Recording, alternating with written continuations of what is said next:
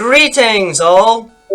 Today, we will be examining the relatively uncommon normal-type Pokemon Teddiursa, the Little Bear Pokémon, its uncommon evolution Ursaring, the Hibernator Pokémon, and their final, exceptionally rare ground normal-type evolution Ursaluna, the Peat Pokémon. Though they might appear to be cute and cuddly at a young age, the members of the Teddiursa family can become fairly rugged creatures that can make good use of their physical strength to barrel over others when called for. Teddiursa have plush brown fur with a large spherical bob tail on their posterior, the small beasts using their two-toed claw feet for locomotion, while they use their three-clawed hands to interact with their environment.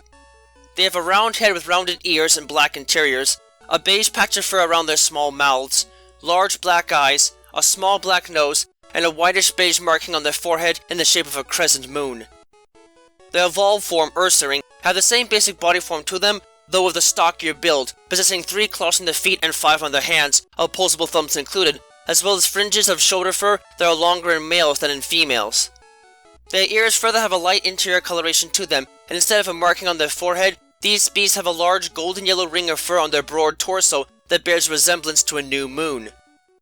Their final evolution, Ursaluna, have become fully quadrupedal as a consequence of their immense size and mass, and their fur is turned a dark reddish-brown color, with mats of thick gray fur covering their tails, lower limbs, and upper torso, further possessing brown fur flanges on their cheeks and upper back. In addition, they now sport a large circular yellow marking on their forehead with splotches of gray fur that strongly resembles the symbol of a full moon.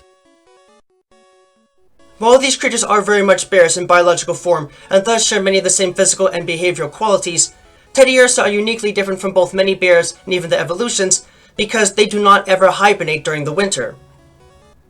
In truth, because of their normally slow growth into adulthood, Teddiursa cannot afford to go without food for exceptionally long periods of time, and must constantly be feeding in order to reach adulthood as soon as possible. Ursaring, who have already reached their normal adult form, do not have these worries and can thus hibernate for extensive periods of time. Oddly enough though, Ursaring actually hibernate longer than most other bears, sometimes beginning the process as much as a month in advance of other bears. This is possible because Ursaring actually eat far more than they really need to survive during their time awake, and can store excess nutrients in deceptively dense amounts of body fat with little trouble, allowing them to last much longer without food. The why, however, is currently a mystery. At the moment, it is strongly believed that modern Ursaring first began to develop in a time where winter weather may have approached much more quickly and more violently than usual, and simply began hibernating earlier as a survival tactic. Although it is difficult to say when this could have happened, it's entirely possible that modern Ursaring could have begun developing as early as the last Ice Age, but more research will be needed to determine if this proves to be true, however. With this noted, it is also equally important to note that, while Ursaring are indeed the normal adult form of this family, and are normally incapable of evolving under normal circumstances, it seems that the peat of the Crimson Mirelands that once existed in the Hisui region was known to have a unique interaction with them on a genetic level. While this interaction usually doesn't have much of an effect on them, for reasons that are still uncertain, when the special peat from these lands is given to an Ursaring on the night of a full moon, it will seemingly fuse with them and trigger the evolution into Ursaluna instantly. While the exact mechanisms of this transition are still uncertain, and may currently be indeterminable given that the peat needed can no longer be found in modern times, the act of evolution has a dramatic effect on them, as well they experience a slight decrease to their base speed stat and a considerable decrease to their base special attack stat. The rest of the stats are buffed to a notable degree, with the bulkier forms making them a potent threat to deal with, and in turn not exactly creatures you want to anger. But they are thankfully known to be rather benign creatures for the most part, even if they are known to have a wild temper if they are put into extremely uncomfortable situations. While their combat attributes might have a lot in common, it is noted that the abilities of these creatures are notably different between different members of the family, as while the nimble forms of Teddiursa and Ursaring allow them to have quick feet as a possible base ability, Teddiursa are also more curious in their evolutions and are able to search for items in small places rather easily, also having pickup as a base ability, while Ursaring and Ursaluna are able to power through status conditions to bash others to pieces as highlighted in their possible possession of Guts as a base ability, and Ursaluna can further possess rugged bodies that can shake off projectile attacks in some cases with little issue, possessing Bulletproof as a possible base ability.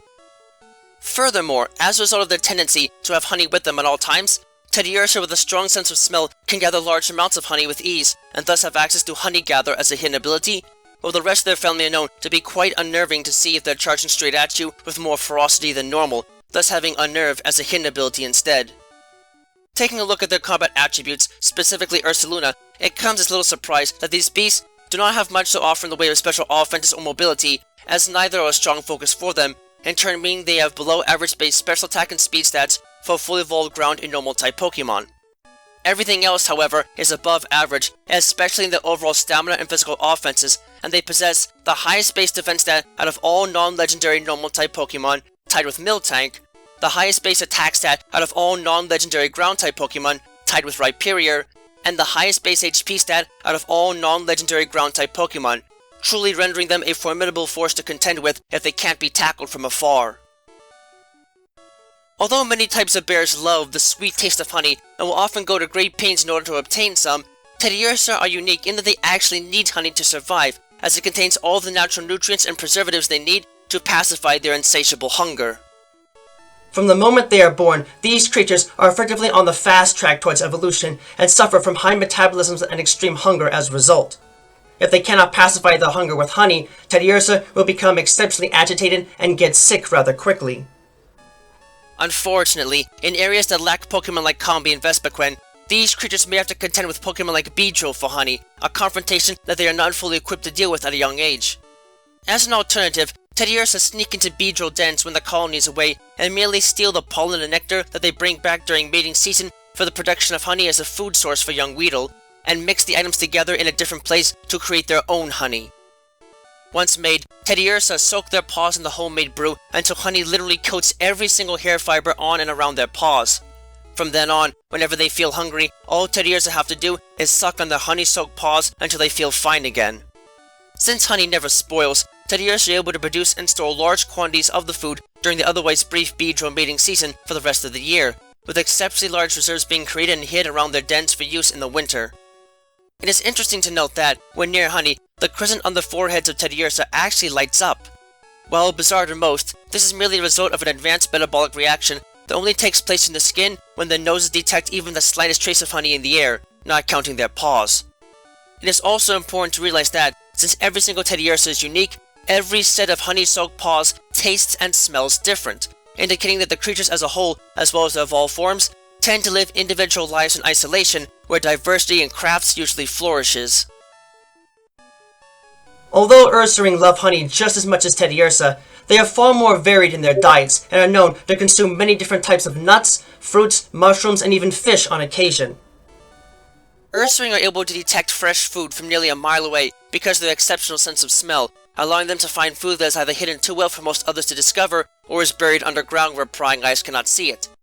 While Ursaring do not need to eat quite as much food as Teddiursa in order to fuel their bodies, they still must go out and forage every single day in order to satiate their appetites.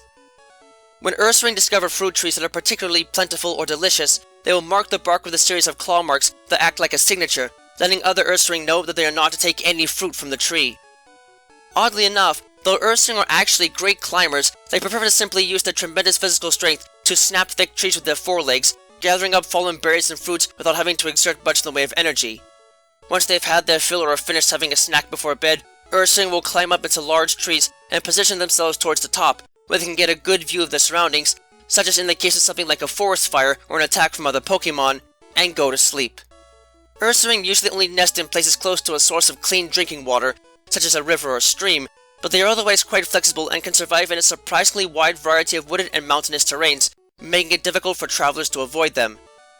Unfortunately for humans, Ursaring tend to become quite hostile when the territory is violated by uninvited guests, and have been known to rip apart tourists that are not very respectful towards the natural environment.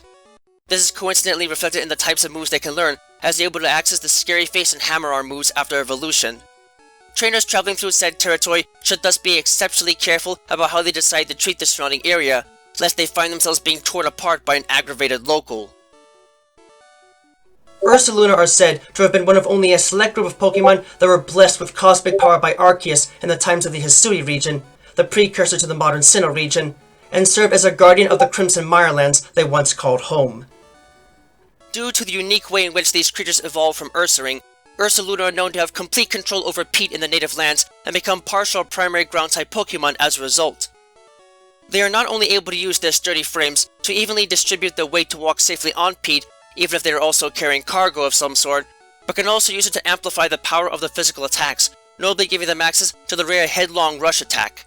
This becomes especially potent when they are running, as while it may take them a little time to pick up some serious speed, at a full sprint, these bears are able to easily bulldoze through anything that gets in their way. This allows them to walk and run as they please within their native environments with little issue, and are rarely challenged to fights in the wild as a result of their powerful bodies. But they can readily be tamed with the right skills and can make useful rides for traversing any sort of terrain with few problems.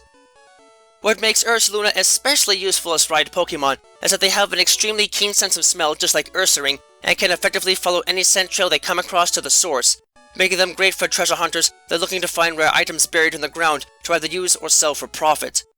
They tend to show more labored breathing in cases where they have managed to locate something, and their sharp claws make it easy for them to carve out dirt and mud from the ground, serving as a useful guide for those that are otherwise hunting for rare objects of that nature, or even try to locate a friend or loved ones they have been separated from. As they are, these bears are both adorable and surprisingly dangerous to have to go up against, as the sheer power they can possess when fully grown makes them a terrifying presence to have to fight without proper protection. On the one hand, they are just the happiest little fellas and lasses to play with at a young age, and can make for great friends for children and adults alike, more than having a bit of physical power even as infants. On the other hand, while their evolved form Ursaring are not always outwardly aggressive, their extremely high physical strength renders them formidable beasts to have to confront, even if everything aside from their base attack stat is sort of lacking, if not average at best. Still, this power puts them a cut above most other normal-type Pokemon, and this only increases further if one can manage to find a way to get them to evolve into Ursaluna. While there is a bit of a trade-off with this almost lost evolutionary state, they become such powerful beasts in this form that it's no wonder that they more than show themselves to be sturdy and potent brutes that can bash their way through opponents like they were nothing, and tank hits all the same. Of course, if you're just looking for a decent ride that can help you get around and even dig up precious goods, they can easily serve that purpose as well. All in all, though they might seem a bit plain to some, these mammals can more than prove their worth in and out of battle, and make for some of the best traveling companions in the wild that one could ask for.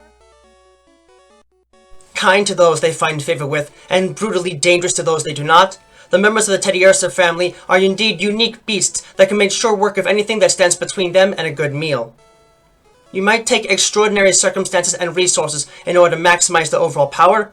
but for those who are lucky enough to find what is needed to do so, these creatures can prove to be nearly unstoppable and only really held back by the limited movement speeds.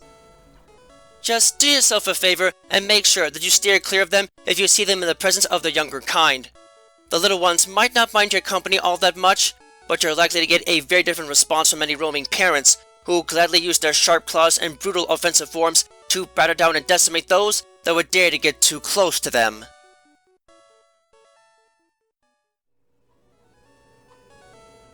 Thank you for watching this video. It brings me great joy to be able to speak to you all in the world each and every time we meet like this, to explore the many different facets of both the world of Pokemon as we know it, and the world as we live it, through every adventure we have with Pokemon by our side.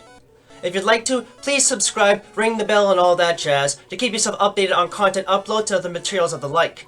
You can also follow me on Twitter if you'd like to know right away when something new is uploaded, and my written works, from which most of this is based on, can be found on DeviantArt. Links to both can be found in the description down below. Remember that the world of Pokemon is a place full of wonder and mystery, and you never know what to expect. So, stay vigilant, keep watch, and always be prepared for the unexpected. Until next time, trainers and friends of all sorts, have a wonderful time.